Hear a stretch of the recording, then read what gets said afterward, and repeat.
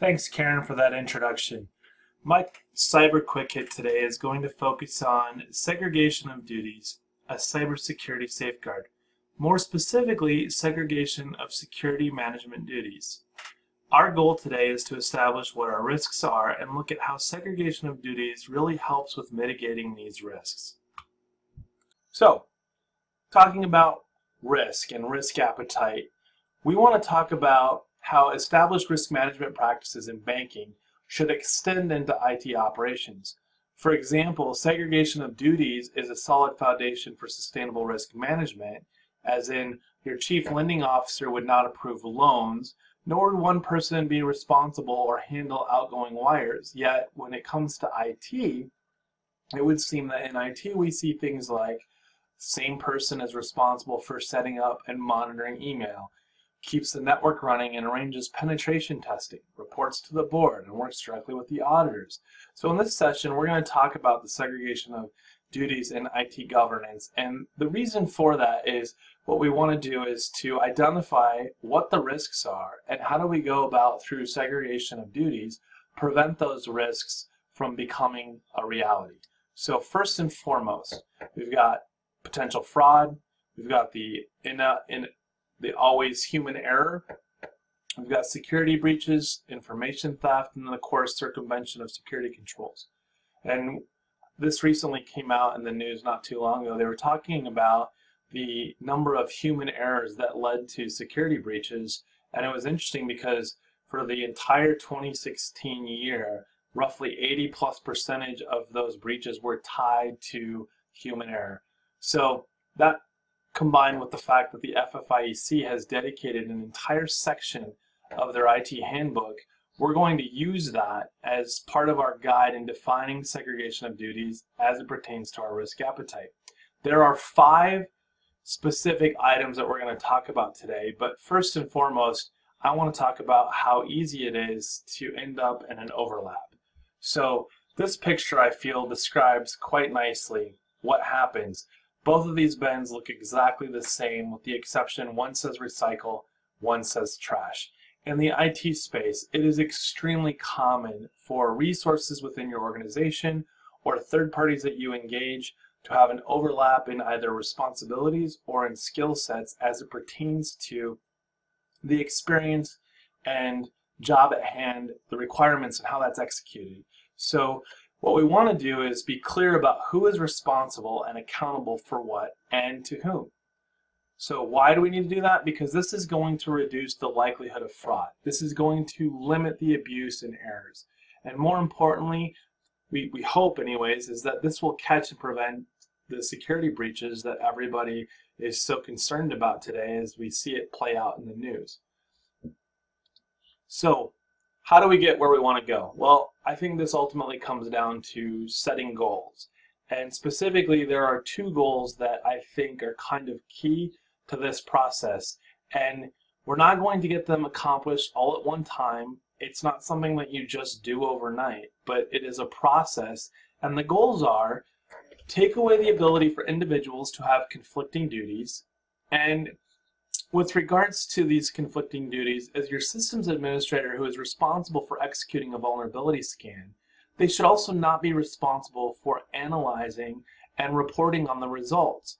This is no different than having a bookkeeper who has the authority to approve payments or be the single signer on a checking account. Second, remove the responsibility for reporting on themselves or their superiors. So segregation of duties is a well-known concept in the banking and business world, but few really have given thought to the subject as it pertains to information security. So, how do we go about ensuring that we are segregating the duties as we go through this process? First and foremost, you have to test the process. And in testing the process, you have to ask 2 very specific questions. Question number 1, can any one person alter, destroy, or steal data without being detected? And number 2, does any one person have influence over controls design, implementation, and reporting of effectiveness of those same controls? Begin thinking about how you answered your segregation of duties questions and whether or not the answers you gave were true to either question. As in, did you answer yes to either of those two questions? I realize that these questions seem a bit vague, but the goal here is that by following some of the steps I outline in the next few slides, that going forward or in the future, you will be able to answer with a confident no to both of them. So achieving these goals, if we look back at what the FFIEC IT handbook calls out, by following the process within the handbook, we can outline as the first steps to determining what your risks are and how to go about the segregation of duties. And these are kind of accounted for under 5 key areas: information security risk assessment, information security strategy, putting together a strategy as a collective body. Number 4 is security controls implementation. And I think this is a big one as it pertains to the segregation of duties. And then last but not least, the security monitoring.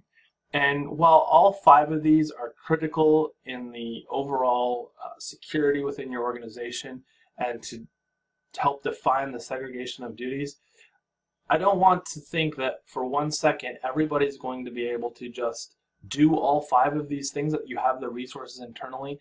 It is okay, and it is spelled out as such in the FFIEC IT handbook. Man, that is a tongue twister. In order to get help in obtaining or achieving the results from these 5 key areas. So how do we go about doing it, or what is it that we're actually trying to achieve here? So we need to be able to designate an individual who's responsible for each of the security processes and the process owners and report to the audit committee chair.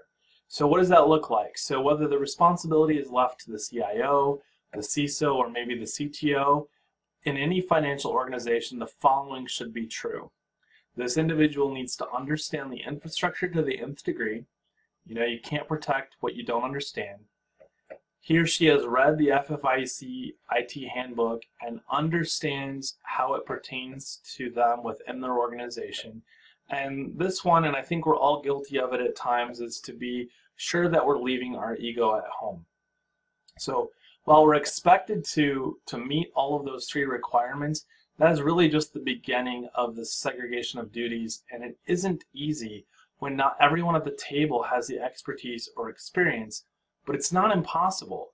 So accomplishing segregation of duties is tied to establishing the security process portfolio, and that may require engaging a third party to come in and help get the right information into the hands of the board members to make decisions that will ensure they keep their risk appetite in check and continuously improve their security posture. So the importance of these segregation of duties and the workplace values is something that I keep coming back to, and is one of the reasons why in my role at onShore, I'm constantly referencing the FFIEC IT handbook and the importance of segregation of duties. So I want to point to that this isn't the first time that we've all heard of segregation of duties, or maybe to not downplay it, but just to say separation of duties and responsibilities within an organization. But we see it elsewhere in the business world. As I talked about before, the bookkeeper is probably not also responsible for a single signer on the checking account. So let's talk about that same concept as it goes into IT security and IT risk management.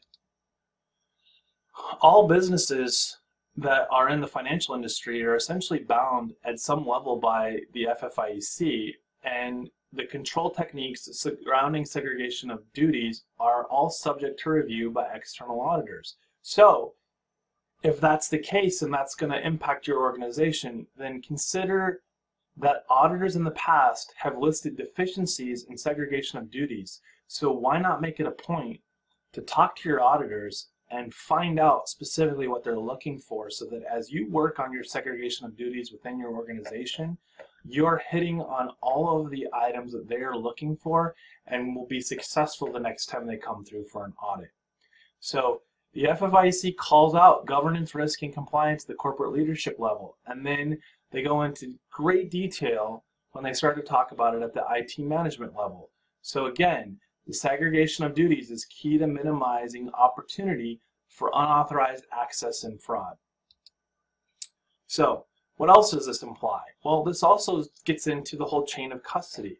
The whole point in segregation of duties is to make sure that the data that is presented to the board of directors or the chairman of your audit committee is to be able to articulate the findings of security risk assessments to determine where the problems and the vulnerabilities exist within your organization, and know that the accountability and integrity of that information isn't broken as it's brought upstream to those that are going to make decisions on policy and procedure, and to be prepared for the next audit should it occur. And more importantly, so that if breach does occur or if an incident occurs, that you have a good plan in place to respond to it.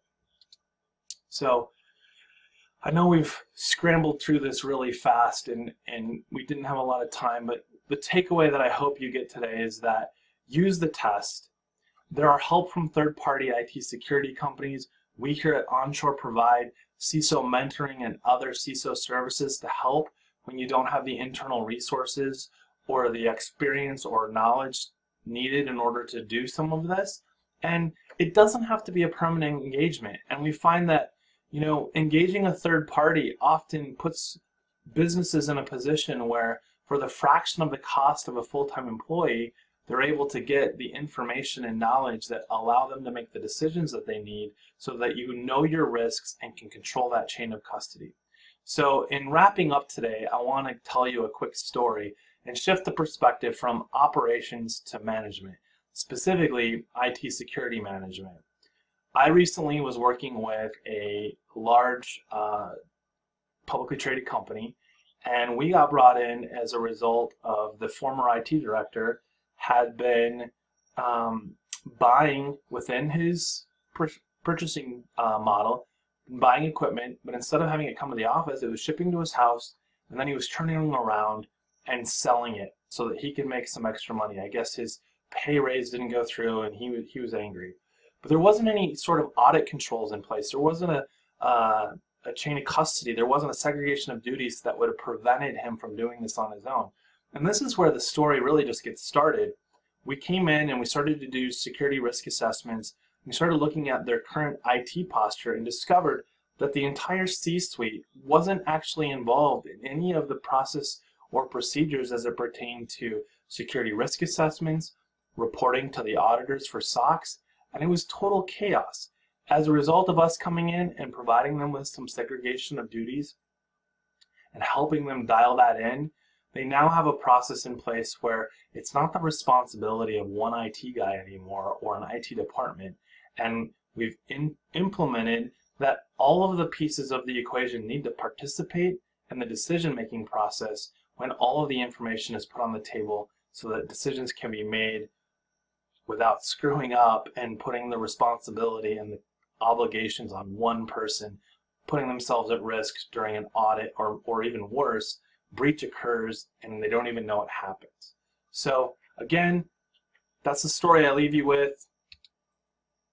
Management in layers helps, trust but verify. We've all seen you get the email from someone in your organization, it looks like it's a legitimate email, click here, one extra step of, hey, run upstairs to the CFO, hey, did you send me that email to transfer $30,000 into a different account? Trust but verify. The bad guys are out there, and by segregation of duties, we can ensure that there's an audit trail in place to prevent bad things from happening. Thank you, and enjoy the rest of your event.